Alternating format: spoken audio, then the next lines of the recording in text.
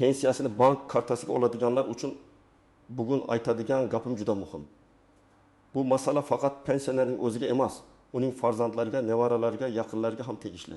Chunki bitta oddiy xato, muddati o'tgan karta, bankdagi qarzdorlik, firibgarlarga berilgan bitta SMS kod yoki hujjatlardagi nomuvofiqlik sababli odam o'z pensiyasini vaqtida ola olmay qolishi mumkin. Eng yomoni.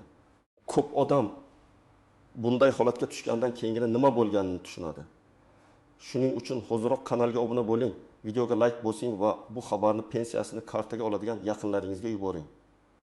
Men bugun hammasini sodda tilda nima o'zgargani, kimlar xavotir olishi kerakligi, kimlar xotirjam bo'lishi mumkinligi va eng muhimi hozir nima qilish kerakligini batafsil tushuntiraman.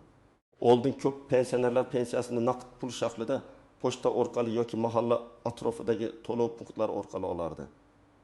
Odam kelardi, imzo qo'yardi, pulini sanab olardi va shu bilan masala tugardi. Albatta, unda ham navbat kechikish, uyda bo'lmaslik, vakolatnoma masalasi kabi muammolar bor edi. Lekin pensioner pulini ko'z bilan ko'rardi, qo'l bilan ushlardi, kim qancha berganini darhol bilardi. Keyin pensiyalarni bank kartasiga o'tkazish tizimi kengaydi. Bu qulaylik berdi. Pul kartaga tushadi. Bankomatdan yechib olish mumkin.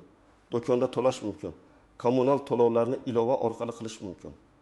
Farzandlar boshqa shaharda bo'lsa ham onasi yoki otasiga yordam bera oladi, kartadagi tushumlarni kuzatadi.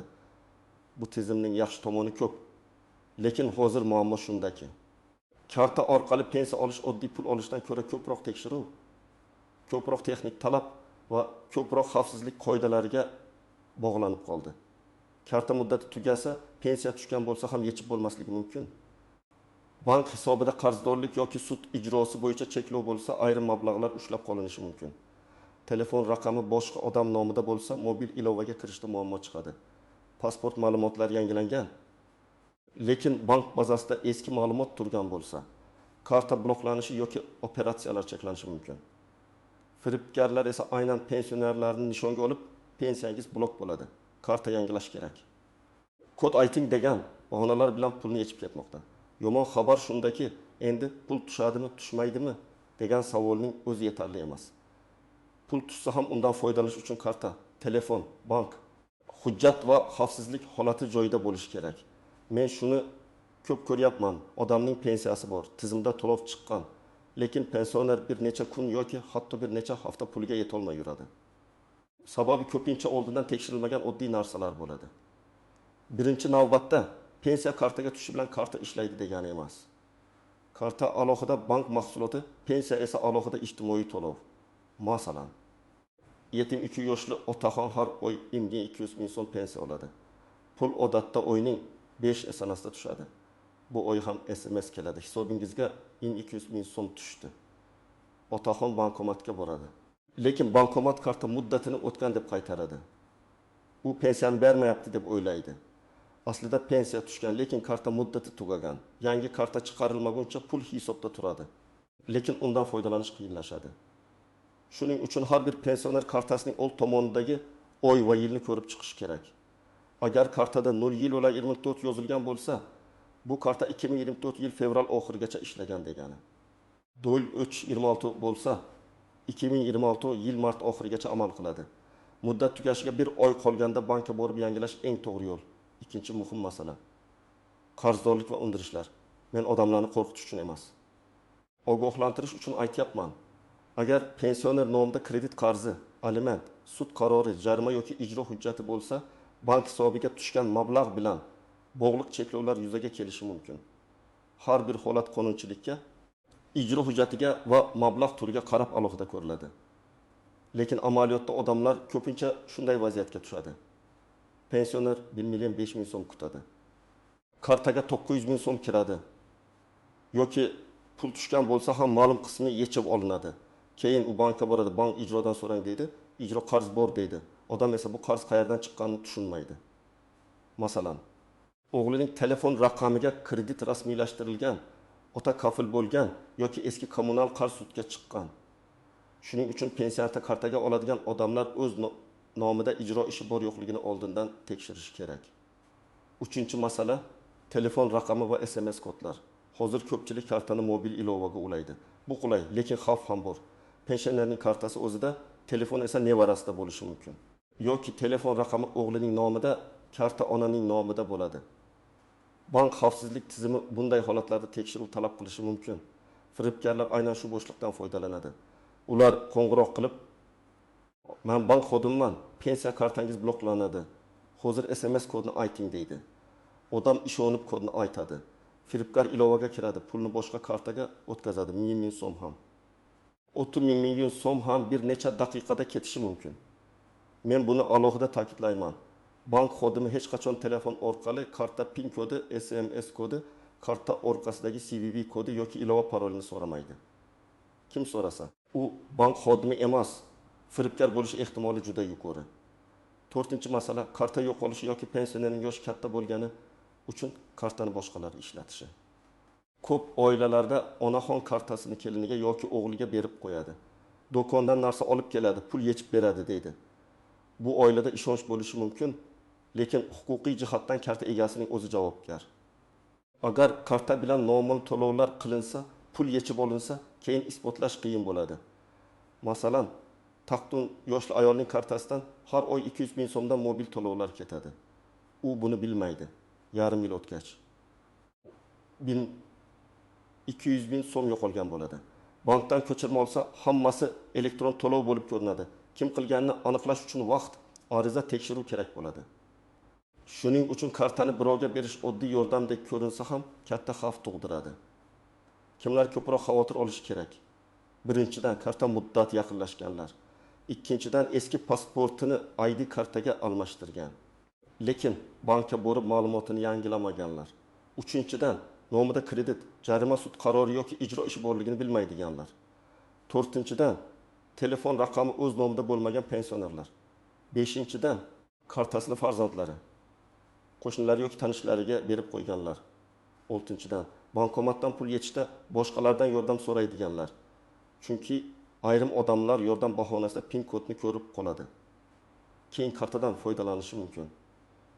Kimlar hozircha xotirjam bo'lishi mumkin? Agar kartangiz muddati o'tmagan bo'lsa, bankdagi ma'lumotlaringiz yangi bo'lsa, telefon raqamingiz o'z nomingizda bo'lsa, hech kimga SMS kod bermasangiz, kartani boshqa odamga topshirmasangiz va nomingizda ijro cheklovi bo'lmasa, vahima qilishga hojat yo'q. Lekin baribir tekshiruv zarur. Chunki muammo ko'pincha birdan paydo bo'lmaydi. U oldindan bor bo'ladi. Odam esa faqat pensiya kuni bilib qoladi. Birinchi misol, pensioner ayol har oy 100 ming so'm oladi. Karta muddati tugaganini bilmagan. Pensiya tushgan. Lekin bankomat karta amal qilmaydi deb chiqargan. Ayol 3 kun pochtaga, mahallaga, bankka qatnagan. Oxir bank yangi karta chiqarib bergan.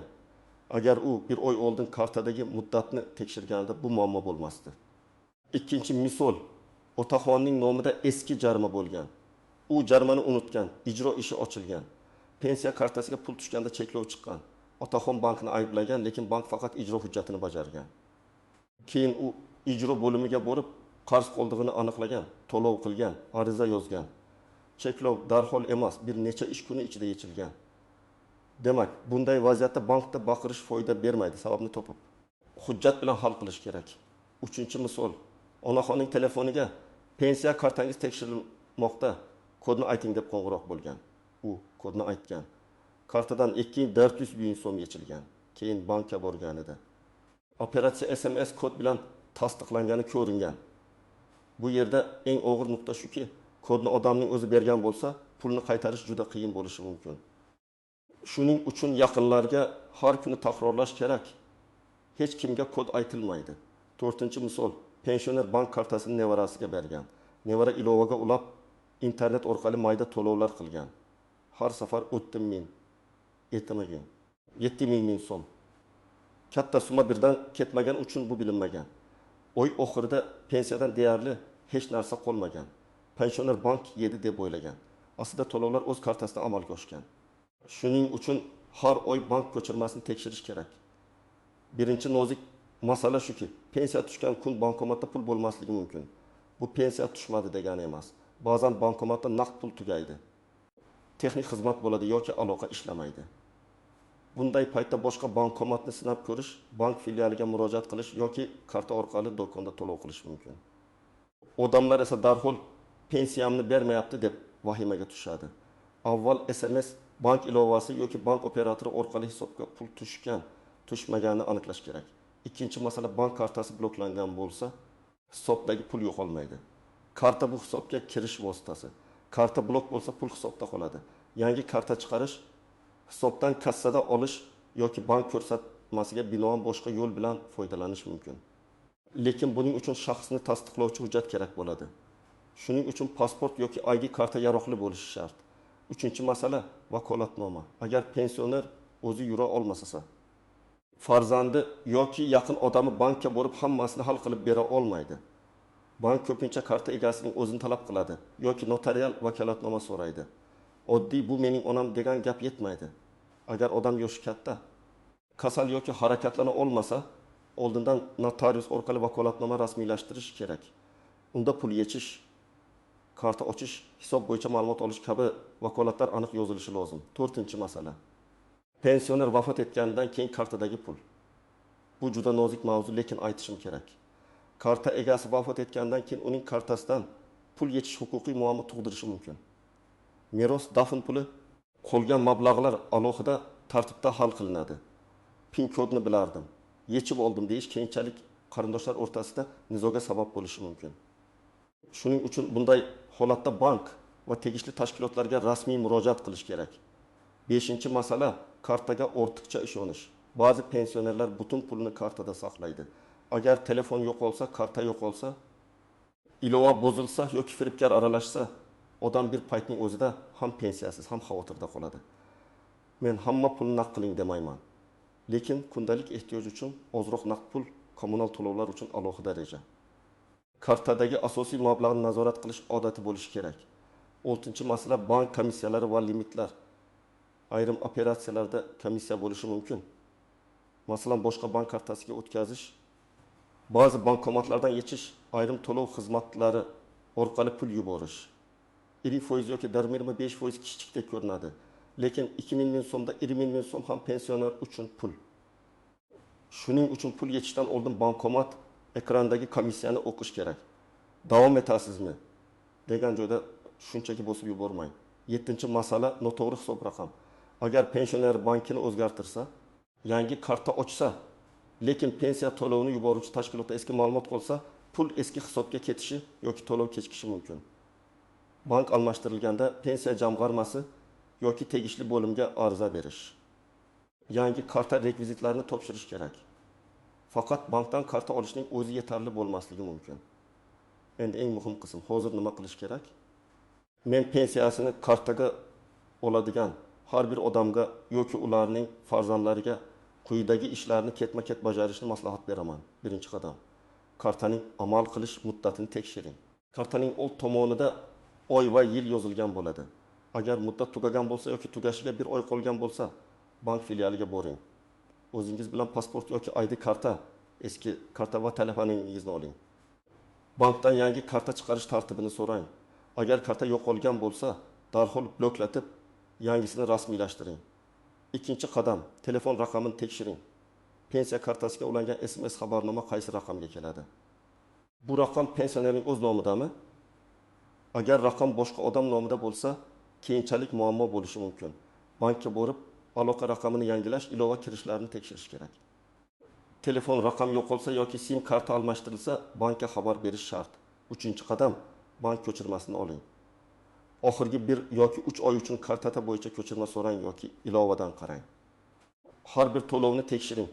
Qayerga pul ketgan, qachon yechilgan, qanday xizmatga to'langan. Agar tanimagan operatsiya bo'lsa, bankka yozma ariza bering. Menga tushunarsiz to'lov bor. Tekshirib berishingizni so'rayman deb yozing. Arizaning nusxasini yoki ro'yxatdan o'tgan raqamini saqlab qo'ying. 4-qadam, ijro cheklovlarini tekshiring. Agar pensiyadan pul ushlanayotgan bo'lsa, bankdan sababini so'rang. Bank ijro hujjat raqamini aytishi yoki tegishli tashkilotga yo'naltirishi mumkin. Keyin majburiy ijro byurosi bo'limiga yoki tegishli idoraga murojaat qiling. O'zingiz bilan pasport, bank ko'chirmasi, pensiya tushumi haqida ma'lumot va ariza olib boring. Arizada mening pensiya kartamga cheklov qo'yilgan. Cheklov sababi qarz miqdori va yechish tartibini yozma ravishda tushuntirib berishingizni so'rayman deb yozish mumkin. 5-qadam. Hujjatlarni yangilang. Agar pasportingiz almashgan bo'lsa, familiyangiz, manzilingiz yoki telefon raqamingiz o'zgargan bo'lsa, bankka xabar bering. Bank o'zi biladi deb o'ylamang. Tizimlarda ma'lumot har doim avtomatik yangilanmasligi mumkin. Pensiya bo'limida ham ma'lumot to'g'ri turishini tekshirish foydali. 6-qadam yaqinlaringiz bilan xavfsizlik qoidasini kelishib oling. Men buni har bir oilaga tavsiya qilaman. Pensionerga aniq qilib ayting. Telefon qilgan odam kim bo'lishidan qat'iy nazar SMS kod aytilmaydi. Karta raqami to'liq o'qib berilmaydi. PIN kod hech kimga berilmaydi. Agar kimdir bankdanman desa, gapni to'xtatib, rasmiy bank raqamiga qayta qo'ng'iroq qilish kerak. Bu qoida davrga yozib qo'yilsa ham foyda beradi. 7-qadam ariza yozishni o'rganing. Muammo chiqqanda faqat og'zaki gapirish yetmaydi. Bankka borsangiz yozma ariza qoldiring. Arizada ism, familiya, pasport ma'lumotlari, telefon raqami, karta oxirgi 4 raqami, muammo sanasi va aniq talab yozilsin. Masalan, pensiya mablag'im kartaga tushgan, lekin yechib ola olmayapman. Sababini aniqlab yozma javob berishingizni so'rayman. Yozma murojaat masalani jiddiylashtiradi. 8-qadam, kartani faqat ishonchli joyda ishlating. Bankomatda pul yechayotganda yoningizda begona odam turmasin. PIN kodni qo'l bilan yopib bering. Bankomat kartani yutib qo'ysa, ketib qolmang. Bankka darhol murojaat qiling. Do'konda to'lov qilganda kartani sotuvchiga uzoq vaqtga berib qo'ymang. Internetda esa noma'lum havolalarga karta ma'lumotini kiritmang. 9-qadam, farzandlar ota-onasining moliyaviy holatini hurmat bilan nazorat qilsin. Bu nazorat degani pulni tortib olish emas. Bu yordam degani. Oyda bir marta karta muddati, tushum, yechim, shubhali to'lovlar, SMS'lar tekshirilsin. Lekin pensionerning roziligisiz pul ishlatilmasin. Oiladagi ishonch aynan shaffoflik bilan saqlanadi. 10-qadam, agar pul yo'qolgandan bo'lsa, vaqtni boy bermang. Darhol bankning rasmiy raqamiga qo'ng'iroq qilib kartani bloklating. Keyin bank filialiga borib ariza yozing. Agar firibgarlik alomati bo'lsa, ichki ishlar organlariga ham murojaat qiling. Telefon qo'ng'iroqlari, SMS'lar, karta ko'chirmasi, pul o'tgan karta raqami, vaqt va sana kabi dalillarni saqlang. Ertaga boraman deb kechiktirsangiz, pul izini topish qiyinlashadi. Men bugun aytgan yomon xabar shundan iboratki, pensiyani kartaga olish qulay bo'lsa ham, endi bu tizimda ehtiyotsizlik juda qimmatga tushishi mumkin. Karta muddati, telefon raqami, bankdagi ma'lumot, qarzdorlik, ijro cheklovi va firibgarlardan himoya masalalarini e'tiborsiz qoldirib bo'lmaydi. Yaxshi xabar esa shuki, muammolarning ko'pini oldindan tekshirish va oddiy qoidalarga amal qilish orqali oldini olish mumkin. Men sizdan iltimos qilaman. Agar uyingizda pensiyasini kartaga oladigan ota-onangiz, bobo-buvingiz, qarindoshingiz yoki qo'shningiz bo'lsa, bu gunoh ularning kartasini, muddatini, SMS raqamini va bank ko'chirmasini tekshirib bering. Bu kichik yordam ularni katta yo'qotishdan saqlab qolishi mumkin. Sizda shunday holat bo'lganmi? Pensiya kartasi bilan muammo ko'rganmisiz? Izohlarda yozib qoldiring. Videoga like bosing, kanalga obuna bo'ling va bu muhim xabarni yaqinlaringizga yuboring.